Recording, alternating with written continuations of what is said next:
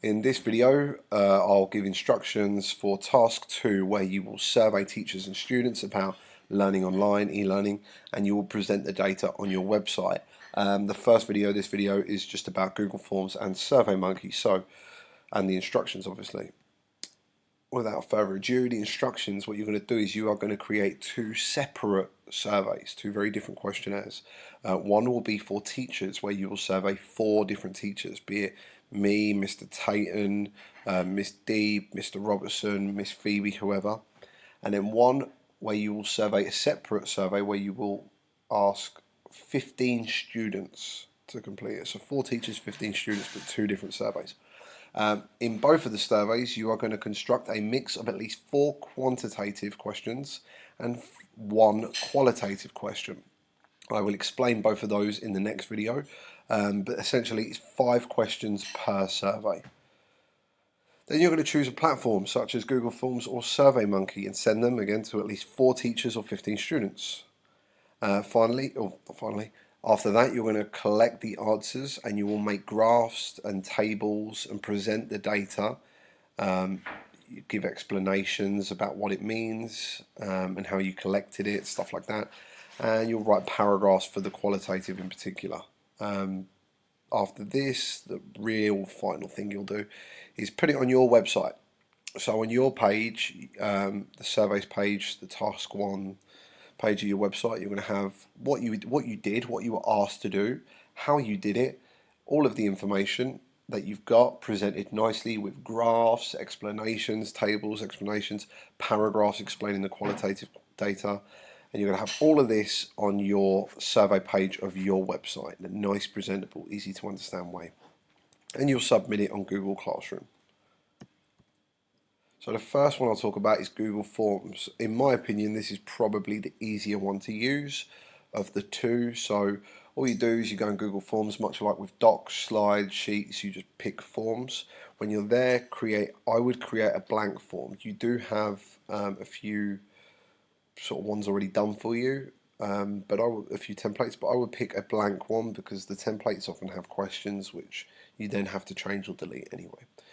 So when you're in the blank one, what you can do is you can change your theme and you can give it a title and a description. So you can pick images, change the color, the title could be e-learning survey for teachers or e-learning survey for students, and in your description you should write a brief thing about why you're doing it.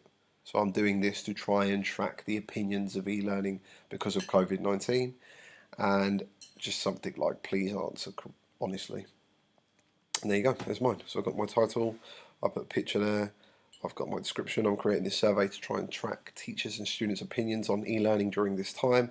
Education's changed a lot due to the breakout of COVID-19. I would like to understand what people's thoughts on teaching and learning during this time are. Please answer the questions honestly. And I've got my first question. Now you can choose here what type of question they are, and I'll show you a few in a minute.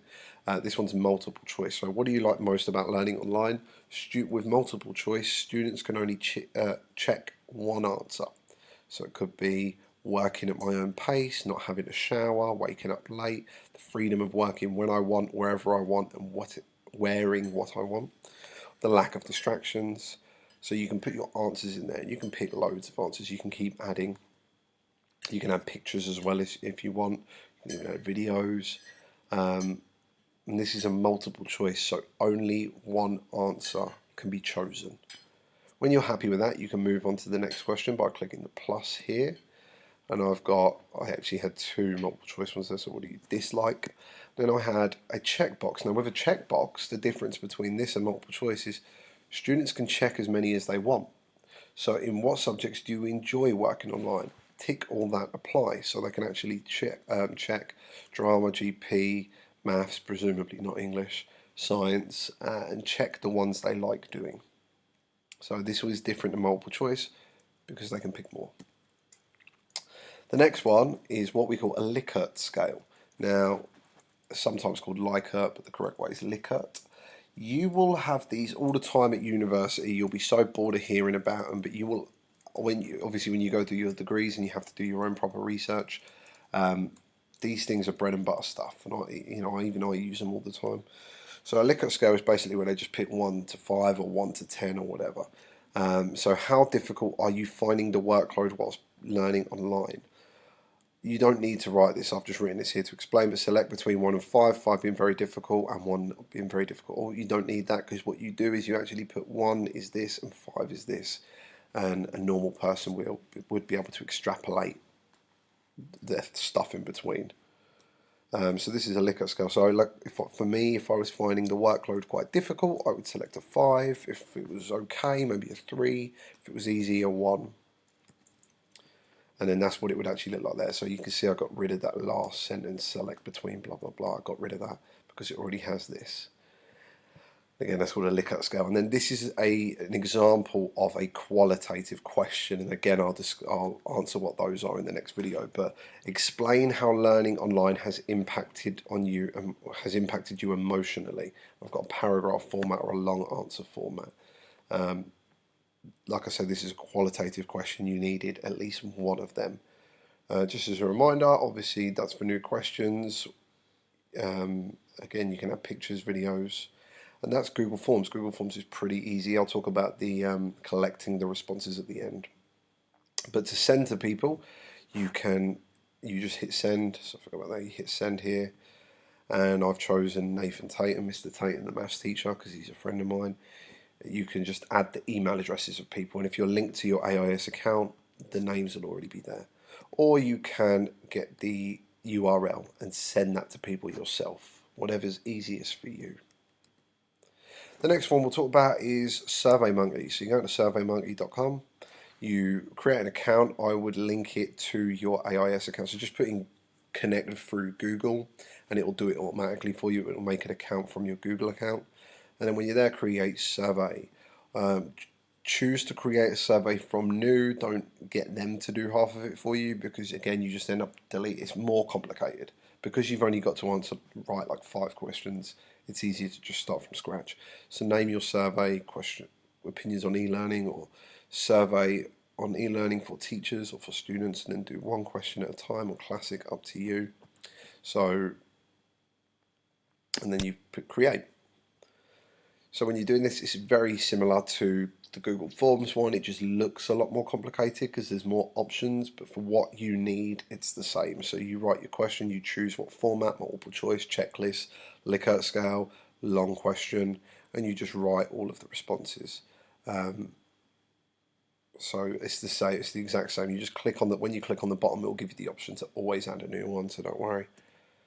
And then you just hit next question. So when you've done it, next question, and you write another question. So this one I can do multiple choice, checkbox, star rating, which is similar to a Likert. You've got ranking, slider, multiple text boxes. You don't need any of this, really. And it'll actually, if you put certain questions, it will give you what it thinks are best for you as well. So I'll do a checkbox. I've got the same one as before. Tick all that apply, because with a checkbox you can pick as many as you want. Then I've got a slider, which is an example of a Likert scale, or I've got my the star one. Both are kind of examples of a Likert scale. So you've got 1 being easy and 5 being difficult. And then finally, the qualitative question, the comment box. Explain how learning has impacted on you emotionally. There you go. So when you finish that, you're just going to go to the top, or the bottom, and hit next. It will give you an example of what it looks like for the person doing it. It'll also give you this sort of metric on and how good it is, but not so applicable for you. And then you're going to send the survey, so just click this one. Again, by email or web link, up to you. So back to Google Forms now. Sorry, it'll be a bit confusing, but when we're looking at responses, I got Christiane to do it. So what I like about Google Forms and SurveyMonkey is they both already put stuff in a table or a graph for you. So we've already got pie charts here, which is really, really good, because you can just, copy it. So Command, Control, Shift, and 4. You can just do, actually, you should probably do that, so you get the question in as well. And it does that for all of them, or it does a bar chart. That's not pie. No, it's not pie, it's a bar chart, isn't it? A what? Bar chart. Graph. Yeah, graph. Graph. yeah, so again, same thing as before. We've got the Likert scale, how many people. Obviously, when you've got more people answering it, particularly when you've got 15 students, it'll look a lot better than me just having one person do it. And then the long response, you just get them in a list. This person said this, then this person said this, and this person said this, and so on and so forth. So that's what the responses look like on Google Forms. If you click here as well, that will also create an Excel or sorry, a Google Sheets. And then when you're in there, you can make your own charts. So you just do that by highlighting what you want. So I'd highlight this column, then insert chart, and then it'll do it for me. So you can do that yourself as well. When we're looking at SurveyMonkey, we've got analyze results. You actually have to go back into SurveyMonkey anytime you want. Click on your survey and then go to analyze results. It'll do the same thing. We've got a bunch of charts, we've got percentages. I do quite like this. Again, both of them do all this for you, which is nice. So I can just, there you go, and I can actually put that picture in my website. How are you finding learning online? The Likert scale, the average rating being 3, and then the long responses section, and that's it. That's all you've got to do. They're the 2 surveys you've got. So the next video I will explain, which I'll show you, explain quantitative data versus qualitative data. So please watch the next video to get a good idea of that.